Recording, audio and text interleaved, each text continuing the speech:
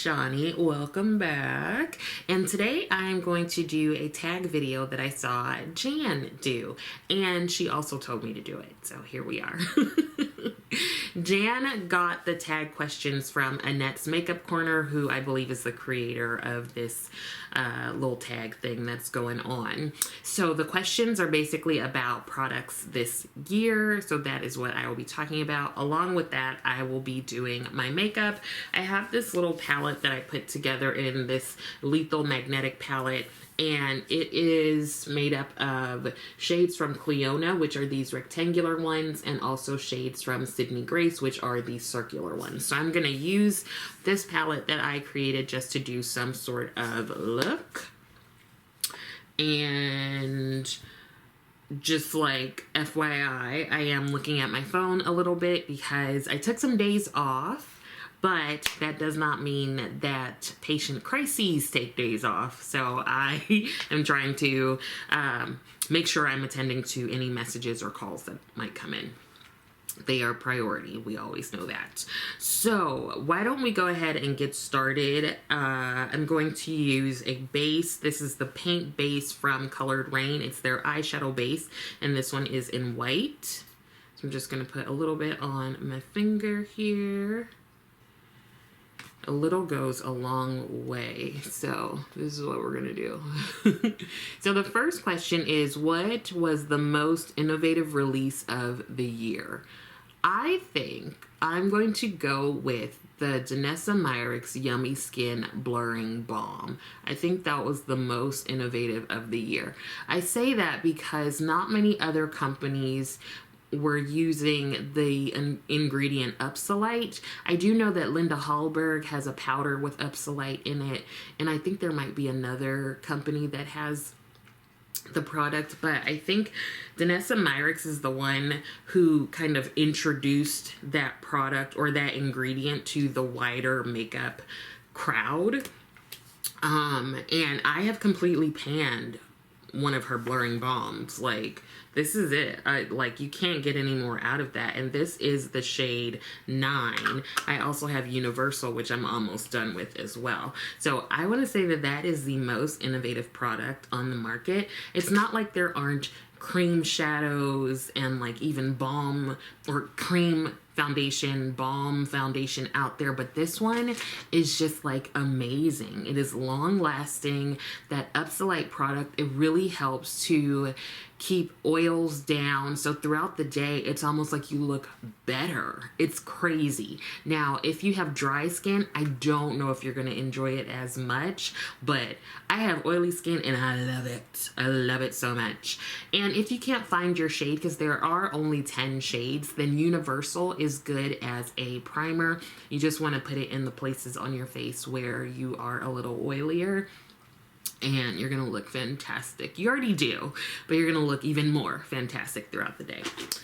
Okay, as I'm yammering on, let me actually do my eyeshadow. Why don't we go with this shade? Let's go with this shade. Okay, the second question is, what palette surprised you the most this year? And I will say that the palette that surprised me the most is the Natasha Denona My Dream palette. Now, I'm not surprised that it's a good palette in terms of formula and stuff. So if you like Natasha Denona's formula, you're gonna like the palette. Or her variety of formulas. But what I'm surprised about is like how many people love it, and because it's pretty much just like, it's her favorite shades, nothing super duper like innovative and different, but just all together in one palette. What surprises me the most is the number of folks with darker skin who love this palette. Like, I feel like a couple of years ago, the Glam palette was the bee's knees for everyone, but I noticed that it was mostly for everyone with lighter skin tones. And I really love that this palette is one that I see so many darker skinned folks really enjoying. That just makes me happy. So it feels like the palette was made with some thought about the skin tones that could potentially use it. So I would say that that's the most surprising palette of the year for me. Now that I've got that on, I'm going to go in with this shade here. So the next question is, what palette do you regret buying? I actually have two. Usually if there's a regret, it gets returned or decluttered or something, but I could confidently say that like 98% of the palettes I have right now, if not 100, are ones that I do not regret. Like, I like having them. But the two that I regretted purchasing, the first one is the Hourglass Tiger palette, and the second one is the Linda Hallberg Daybreak palette. Now, the Hourglass one, I okey-doked myself into that one because for some reason Hourglass will do stuff and I'll fall for the hype. I will fall for it every time. Even though there's a little tiny voice in my head that's like, girl, don't get it. And I feel like they keep okey-doking us and I keep falling for it because they keep saying they're coming out with things with deeper skin. Well, I don't even know that they say that actually. I'm making that up. They keep releasing things that seem appropriate for deeper skin tones, and then you get it and it's not. So I regretted getting that, but I did return it like right away, essentially.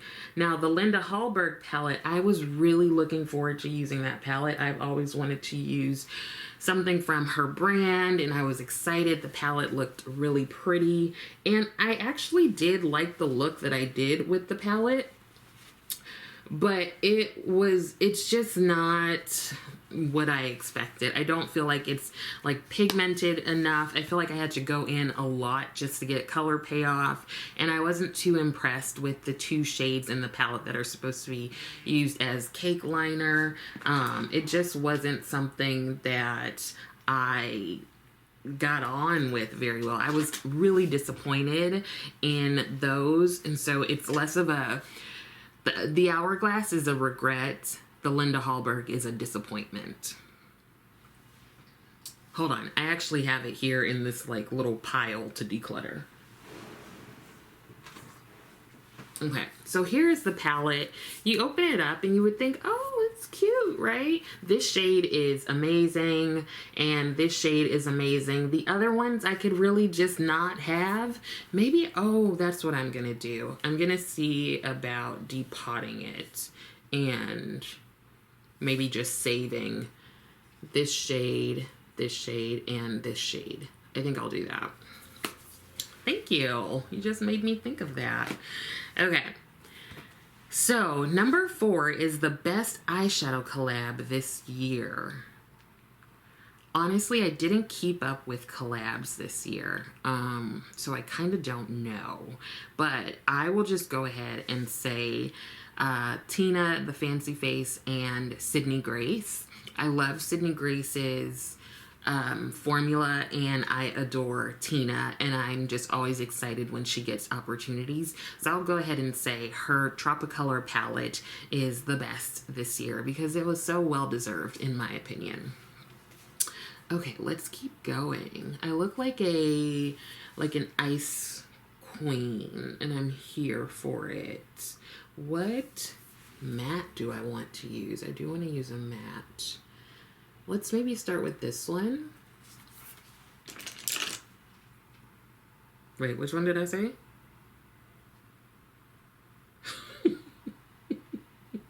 Wait, which one did I say? Did I say this one or this one? I use both. Okay, whatever. All right. What was the worst collab of the year? Even though I don't have this one, I'm going to go with ColourPop and Harry Potter. And I say that one because I think they handled the like PR, the publicity and the backlash around it. I don't think they handled it well, and I think it further solidified in my mind that ColourPop just really cares about the bottom line dollar, and not necessarily what people are wanting. I think people have let ColourPop kind of sneak under the radar for a lot of things. Like, remember a couple of years back when they were just like not promoting creators of color, and there was that whole hashtag ColourPopMeBlack. So I've been like side-eyeing ColourPop for quite a while. I have not bought from ColourPop in years because I get a little overwhelmed. They're releasing something like every 5 minutes, like literally. And I think the way that they handled people's disappointment in that release just wasn't good. I didn't think they did very well with that. And ColourPop has enough money to have like PR people and stuff like that. So I was just a little disappointed in them. And I'm going to go into these shades. I'm pretty much just going to jump around the entire palette that I've created here. And if you're unaware of what the whole issue is, the creator and writer of Harry Potter made some disparaging comments about trans women. And so I think a lot of people were just disappointed in ColourPop deciding to collab with the, I think they just wanted to use the name and make some money. I think another like disappointing or worst collab of the year had to do with a brand and one of their content creators. So Juvia's Place, I think they like sponsored a post by one of their creators, and in the post the person made some very derogatory comments in describing an eye shape. So it was derogatory towards the AAPI community, and Juvia's Place like issued an apology. Well, first they didn't, but then they issued an apology and then they deleted it. And I don't like that. I mean, I think especially being a part of a marginalized group already, it's like really important for me to use my voice to bolster up other marginalized communities. And I think Juvia's Place like had an opportunity to do that and to educate folks in themselves, and I don't think they did a good job with it. And I don't understand the deletion of the apology. That just is confusing to me. And I think we also need to recognize that there's always been hate towards the Asian American, Pacific Islander population, and that has like skyrocketed over the past couple years. So it's just, for me, it's important to put my voice and words like into action. And so I was just really, really disappointed. I thought it would have been a great opportunity for Juvia's to be an advocate and an ally, and so that disappointed me. And the next one is, what was the best seasonal release of the year? I will say that, the best seasonal release. Okay, I'm probably going to go with my more recent purchases because they were seasonal. And that would be the Lethal Cosmetics Evergreen and Metamorphosis palettes. They're so not your like typical kind of holiday palette, and I really appreciate that. And looking more at the colors the other day, I realized that they managed to put like some neon sort of shades in there that light up under UV light, and I thought that was so cool and innovative. And the only other brand I know who has like done that more recently is Blend Bunny with their like that last row of shadows they have in the Surge palette. And so I was just like, oh, look at you, Lethal. All right, look at you. Let me show you the palettes. So here is the Evergreen palette. And then here is the Metamorphosis palette. So definitely not like your stereotypical holiday releases. But I do think that, I mean, I think you can wear your shades whenever, however, whatever. But this was released around the holidays. And yeah, I think that was like the best seasonal release because it's not what we expect. And it's just super cool that they, I don't know that they have in their other palettes like neon shades. So I like that they kind of did something different.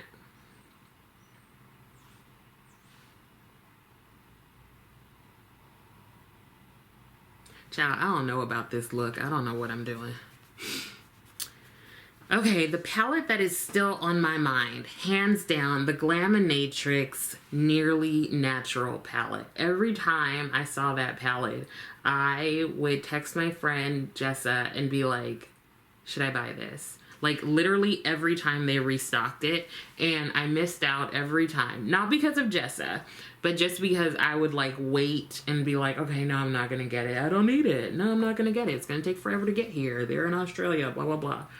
So that is the palette that is still on my mind. And I'm happy to tell you that I got a message that they restocked it like a day or so ago, and I ordered it. I probably won't get it until like March of 2023, but I'm okay with that because I've been lusting after that palette for a really long time. It is like a regular old neutral palette, but it just looks so pretty. And I've found out that I do like the Glaminatrix formula. I like the brand. And so I'm okay with waiting until June to get it, okay? Okay. So I did my brows. I kind of don't feel like putting on foundation. So I'm going to just spot conceal with my Sephora Best Skin Concealer in 59N. It really does match pretty well for me. Okay, the 8th question is, what are you hoping to see next year? I think every year I'm hoping for more inclusivity. I love makeup and I want to be able to use it just like everybody else. So that would be great. I want brands to continue doing that. I also think that I would like to see more magnetic palettes, like where the pans are magnetic so you can like switch things around if you want to. Like a couple of brands have been doing that already, and I hope more do. I also would love like some smaller packaging for some brands. Like I love how Viseart now has what is it called? Their petite palettes, because their regular palettes have a lot of product in them, in my opinion. And so I like that those who want to try them now can go ahead and use their petite ones rather than having to buy a huge palette that they are not going to get through. So that would be nice. Now I am going in with the shade 53.5 and just using that for under my eyes. It's going to clean up the eyeshadow a little bit and to highlight areas of my face.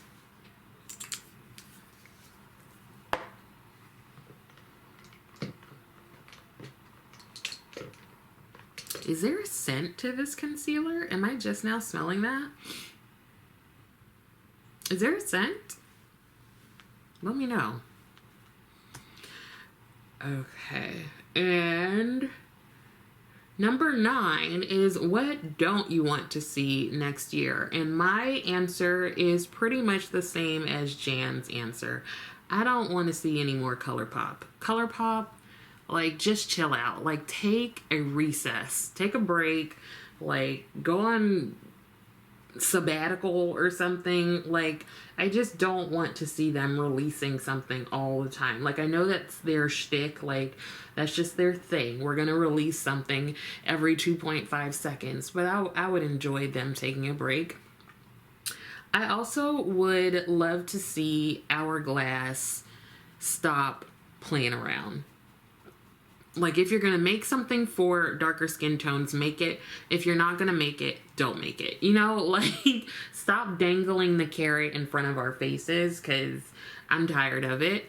The other thing, I have to call out my girl, the Dame, Pat McGrath. I don't want to see repackaging of old products trying to make it new.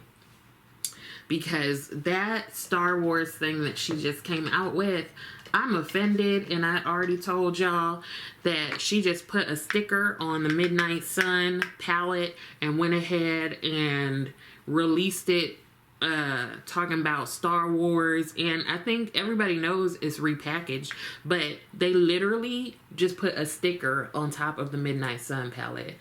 Like, y'all, if you have extra Midnight Sun, let us know and just be like, it's on sale because we have extra. Don't, like, make it a thing like that. No, I'm not a fan of that.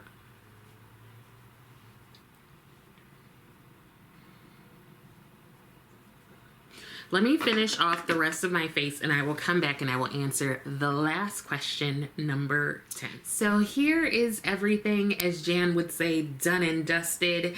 And the last question is, what are your personal goals for the new year?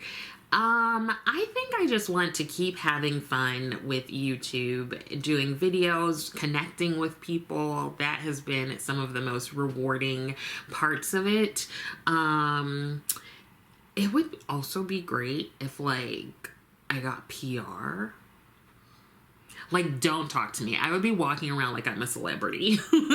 But it would be so awesome to get some PR from some of the, especially the indie brands that I frequent.